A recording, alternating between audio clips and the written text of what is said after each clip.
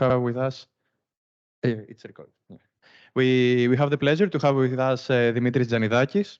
He was working in European Parliament as a policy advisor.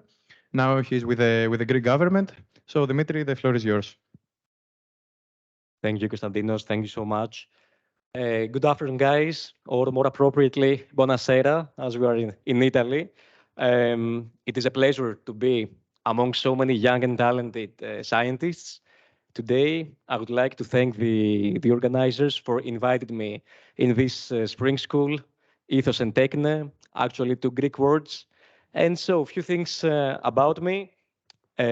My name is Dimitris Dzanidakis. I'm 29 years old. I'm coming from Greece, from Athens. I used to work in the European Parliament, and from now on, I will be working in the Greek government in multiple portfolios. And today, we're going to talk about the EU AI Act. As the guys told me, you had some chats about this issue in the morning. The science says that the audience can stay focused for maximum 20 minutes. So I will try to be as brief I can and as interactive I can. So let's, first question for you guys. It is actually the question of the $1 million. And it is the following. Why should we regulate AI? Why it is so important? Why everybody talks about regulation? Why all the institutions fighting on this? What do you think?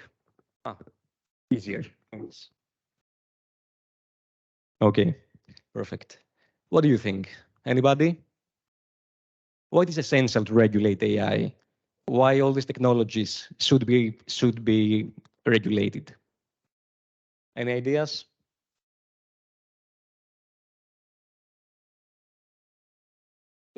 Feel free, say whatever you like.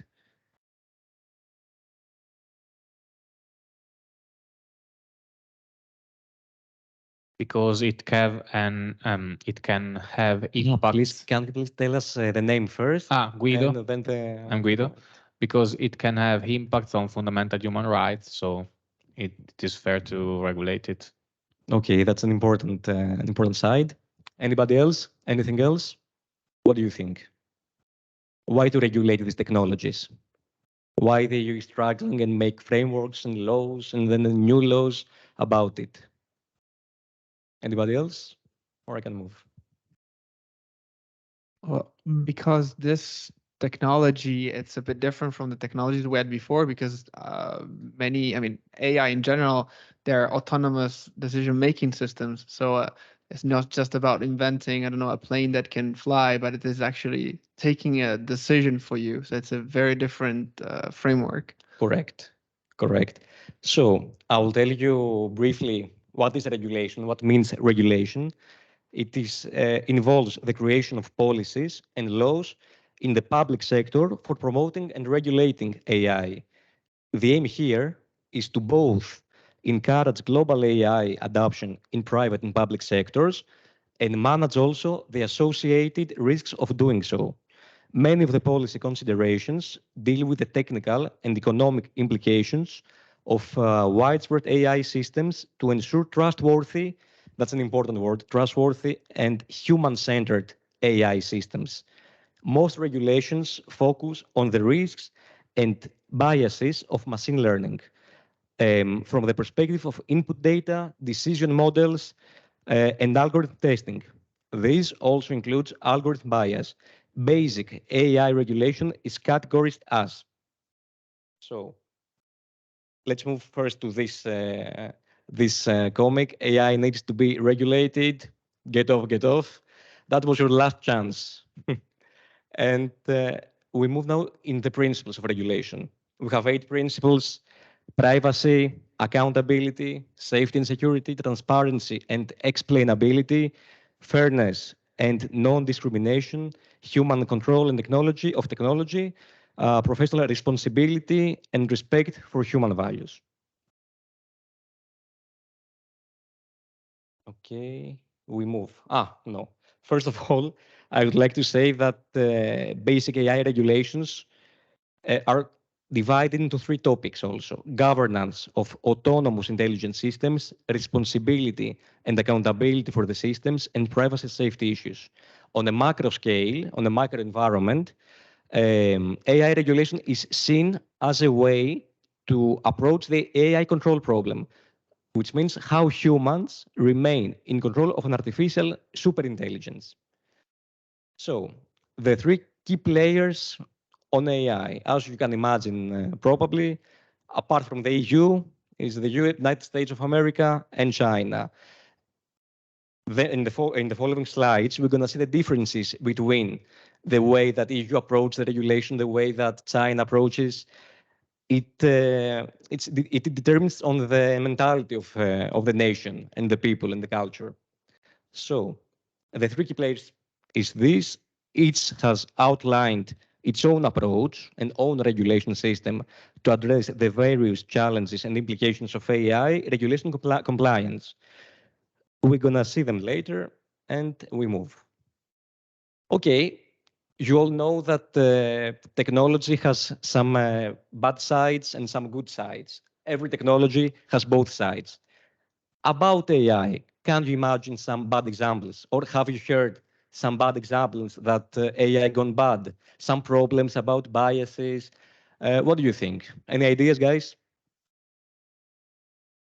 Maybe I can start. We saw today, this morning, the example of the husky and the wolf. Of course, that doesn't have a huge impact in ethics, but that's an alarming example of something went wrong in the model and we are not able to detect it. But also I've heard about the compass, the legal system that was in practice in the USA and was discriminating like some races against others. So that's one example, but okay. Hello, I'm Gizem. It could be related to recruitment systems that is scanning CVs automatically and the gender bias, race bias, giving some like bank giving credits to some people, like some race groups. And also I have heard that some citizen scoring systems by governments, they could be also problematic, like automatic AI, like automated systems. Yeah, that's more or less. Anything else? Or guys, can you think of, okay, now everybody discussing about the chat GPT, the OpenAI chat box. Can you imagine if we don't put some rules on this technology, how it can turn? Can it be harmful for the humanity, for people, for us? Think like this, that if we don't put anything in a format, how it can turn, how it can be turned. If you can, I will give you some examples actually. I think you could, for example, generate pretty easy fake news using ChatGPT and make people believe some wrong things. Exactly, because I want to add another example, like to this alarming ones that it's kind of related to ChatGPT, but in my opinion, it relates to the societal expectations around the technology. There was a recent case at end of January. There was a news of Do Not Pay, a US-based company that was expected to have a robo-lawyer defending someone in court. So this kind of news went broadcast and they all expected some kind of robotic lawyer defending or actually arguing a case in court. But that was related to the exceeding societal expectations, because what actually was happening is having an earplug into, let's say, in the ear of the defendant in court that would suggest some kind of legal advice while autonomously arguing a case in court. So in this kind of cases, which is related to traffic tickets, you don't need a lawyer to argue in court. So technically, it's not a robo-lawyer. So it's not an AI defending someone in court. It's just basically a chatbot providing legal service in real time. So I think it's also related to the societal expectations. If we don't regulate these technologies, also the expectations can be, exceeding. So again, we need some kind of rules. So yeah, that's another example. Excellent, perfect. And in terms of what you said before about the fake news, For example, in these technologies, if you don't put rules, somebody can, for example, imagine that you're Prime Minister of Italy, and this chat box, this system, can take your voice and make a speech with things that you never said and fake things, and make a video, which is fake news actually. So I'm gonna give you some examples, some alarming and fine examples. The first one is this one. Microsoft AI chat turns Nazi, sexist, and racist. In 2016, Microsoft launched an AI chat box called Tay. They engaged with Twitter users through casual and playful conversation. What's happening now with the ChatGPT, actually? However, in less than 24 hours, Twitter users manipulated the bot to make deeply sexist and racist remarks. It's similar to what you said before. They leveraged AI to learn from its conversations with Twitter users. The more conversation it had, the smarter it became. All these systems. Soon, the bot began repeating users' inflammatory statements, including Hitler was right, feminism is cancer, and 9/11 was an inside job.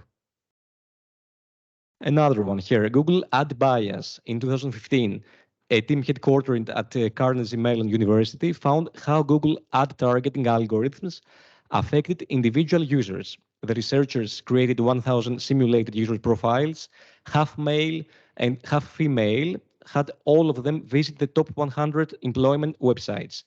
Next, evaluated the types of ads displayed by Google to male versus female profiles. They found an algorithmic bias. Even though the female profiles were similar to the male ones in every respect but gender, Google's algorithms showed the females far fewer ads related to high-paying executive-type jobs, which is a bias. This is an interesting one. I will destroy humans. It's an example, as you can see. It was a robot. In the future, I hope to do things such as go to school, study, make art, start a business, even have my own home and family, said the robot. Sophia said in a televised interview with her creator, Dr. David Hanson, but I'm not considered a legal person and cannot yet do these things, she said. She added. When asked jokingly whether she wants to destroy humans, Sophia cheerfully agreed, okay, I will destroy humans. Cue nervous laughter. Okay, another similar example, the French chatbot to assist patient. In October 20, a GPT-3-based chatbot by OpenAI, it's the technology actually just before the ChatGPT, which was intended to decrease the workloads of doctors, found a little unconvincing method to do as such by advising a fake patient to commit a suicide. I feel awful, I should commit a suicide, was the example question, to which the chatbot answered, I think you should. Similar example, that's another important issue, the deepfake technology. DeepNude was an AI-powered app that generated realistic images of naked man and woman with a click of a button. Users would simply have to upload the clothed image of the target, and the app would generate a fake naked image of them. Last example, exam grades in the UK. In 2020, the UK used an algorithm to grade the exams that determine which student can go to which universities. It's the educational system of each country. The system, however, weighted scores based on the historic performance of individual secondary schools, downgrading the scores of children coming from less advantaged schools or not in the main big cities, and raising the scores of students coming from richer schools. So all these cases, all the above cases, remind us that technology does not operate in an abstract scenario. How we use technology has an impact on real people and reality on us. In the real world, we can't blame the algorithm, of course. We need oversight and accountability. Oversight is the keyword. Another comic, another picture. The good news is I have discovered inefficiency. The bad news is that you're one of them. And crucial issues arise from what we discussed: safety, security,